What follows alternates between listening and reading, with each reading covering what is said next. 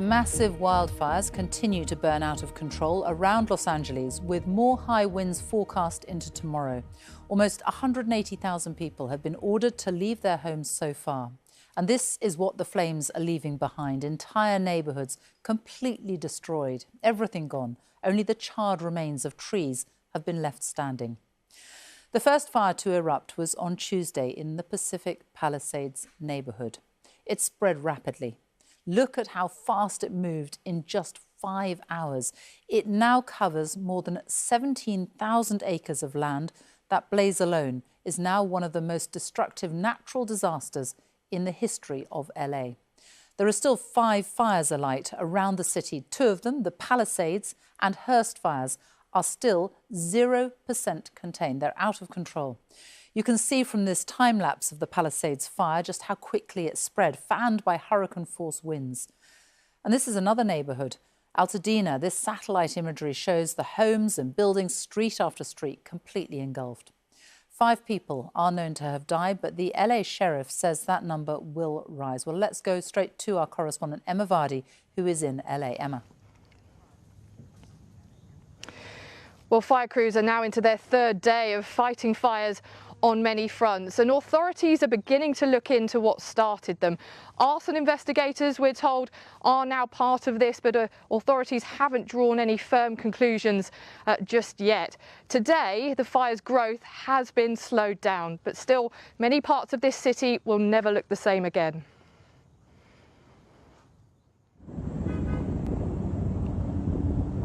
Still they burn. The most catastrophic fires Los Angeles has ever seen.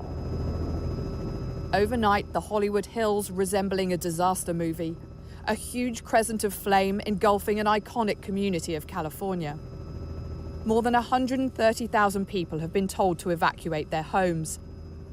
Here, just one of many properties engulfed, turned to a shell.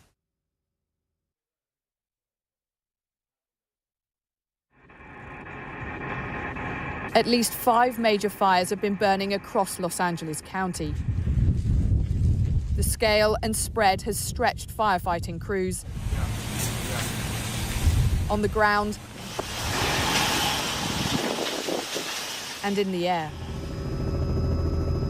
16,000 acres and counting consumed by the inferno.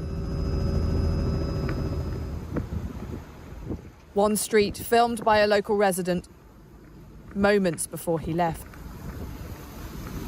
I thought maybe I would be able to get some extra stuff that we didn't take and come to see that the whole street is just gone. It's like a war zone.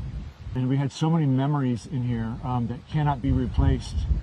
I had these great old pictures of my grandfather from World War II, both grandfathers, and I was going to get them framed, and now they're gone and they're lost. And I had so many things that are just lost forever. It just, I know we're safe, but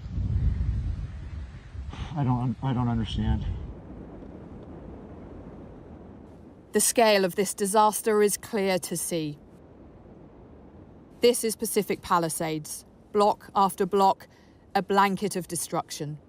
More than 1,000 buildings burned in this community alone. Emergency services unable to save them. We had everything, like the sentimental things. Like, my mom passed away. I had only a few things of hers left. My wedding dress, our wedding album. We left everything. Our albums, we have just whatever we're wearing. We're wearing the same thing for the last 2 days. Copy that. Fueled by hurricane-force winds, these fires have struck at a vulnerable time. LA hasn't seen any significant rainfall for months. Abandoned neighborhoods are now falling prey to crime. In the midst of the emergency, we've all seen individuals who are targeting vulnerable communities by burglarizing and looting homes. This is simply unacceptable. As dawn came in the Palisades, it revealed the grim reality of what the fire has left behind. There are miles and miles of streets like this, an utter shock at the devastation here. Communities just vanished, now ghost towns, and once dream homes turned to dust. No one is immune. Mansions now ash. The homes of Jennifer Aniston, Adam Sandler and Paris Hilton among those evacuated. And this was filmed by the wife of Take That star Mark Owen as they escaped through the flames. Some are returning to the ruins to see what remains. A scene that will be repeated in this ravaged city over the coming days. Emma Vardy, BBC News, Los Angeles. President Biden has just described the LA fires as the most devastating in California's history. Have a look at these before and after images of the destruction that the flames have left behind. This was someone's home in Altadena, and this is what it looks like now. North of there, the Pasadena Jewish Temple and Center has been completely gutted. And this business in the Pacific Palisades, where the largest fire is still burning, was not spared either. Our correspondent John Sudworth has been to the Palisades and spoken to some of those people who have been affected. Late into the night, we watch one of America's wealthiest neighborhoods burn. The flames so intense, the fire crews are powerless to stop them.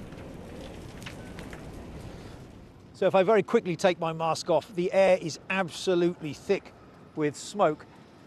The fire crews here tell us they have a shortage of water, and in many instances they're having to stand and watch these properties burn. It is a losing battle. They're using what little they have sparingly, trying to contain the spread. Defying the evacuation orders, some residents are defending their own homes. With all the surrounding properties burning, I helped Tony and his neighbours scooping water out of the swimming pool and dousing the flames at their boundary. Since 1993, I've seen a couple fires, but nothing like this. I wouldn't see this in my nightmare. I never thought it would come through here. David was hoping his home might have survived. But the whole neighbourhood has gone. And with it, his house too.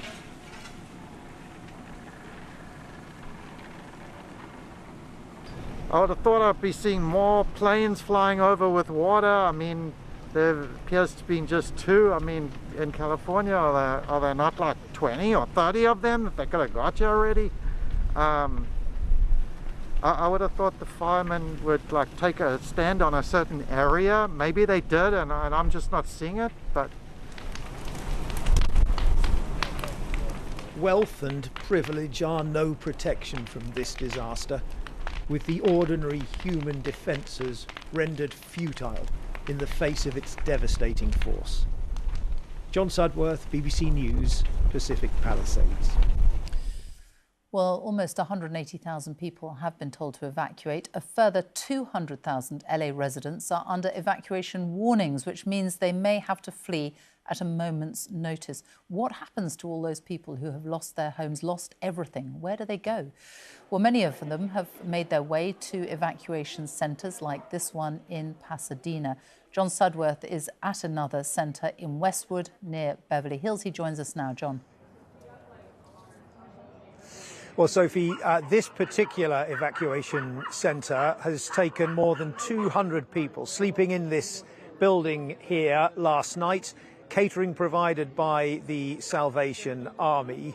And, of course, for lots of those people, having seen their homes burned, there is nowhere else to turn. One of those people is Marina. Marina is from Ukraine. She only arrived in America 4 months ago as part of a program that has brought thousands of Ukrainians to America.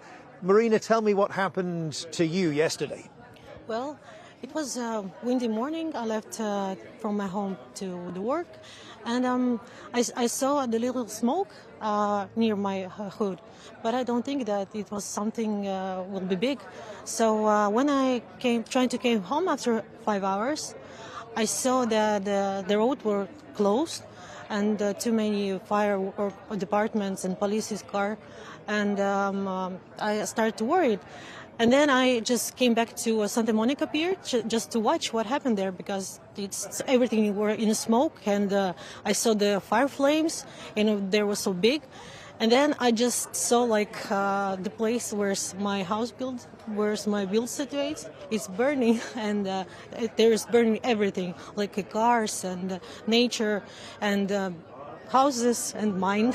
So I just lost everything because I just went to the work like that, and I don't have anything, no documents, nothing. So it's a very terrible, terrible story. You've only been in America for 4 months. You came here escaping the disaster of the war in Ukraine. What will happen to you next now? Actually, I don't know, but the only way can I say that I will not give up. So I just try to move on and start my life again. That's it. Marina, thank you for talking to us. We wish you all the best in these very difficult circumstances. Sophie, we've seen all day today volunteers turning up here, bringing food and supplies. With a disaster like this, of course, everybody in this city knows somebody who's been affected. John, thank you. Well, there have been some incredible stories of rescues and bravery as people fled their homes, and many neighbourhoods now look like this, completely deserted for block after block, houses completely destroyed. Many of the people who have escaped have been talking about the speed with which the fires have been spreading, including Aaron Sampson, who helped his father-in-law get out. Here is their story. We've just been evacuated. We've just been evacuated from this Good Samaritan's car. You got it, Dad. We're having to walk. This is crazy. There's a fire right outside our car. We got it. No, not that way, Dad. My father-in-law has Parkinson's. He can barely move. This was a heroic effort on his part. It's very wobbly. Here, let me try to get you home. Which way do I go? This way, Dad, to the sidewalk. Let me guess. I went outside. I saw smoke and fire near my father-in-law's house and realized we need to go. The problem is we didn't have a car. By circumstance, we had no car in the house. I ran up and down the street where he was, Glen Haven, finally found a neighbor who was willing to swing by and pick us up. Most people had already gone at that point. And at that point, I grabbed his medicine. That's the only thing I could think to grab. Turn around, Dad. We got this. And at that point, we jumped in his car. This guy, Jeff, neighbor we'd never met before, but, you know, salt of the earth, saved our lives. As we're driving down, there's fires on both sides of the car. We're driving, we're suddenly seeing fires, you could feel the heat, and then the fires were getting closer and closer. And at that point, just being stuck there, surrounded by fire, the policemen started running up the street, get out of the car, get out of the car, and started screaming. You don't really realize how serious it is. You don't think this is a life-threatening situation. Aaron Sampson's story there, escaping with his father. In the last few moments, President Biden has been speaking about the fires. This is what he's had to say.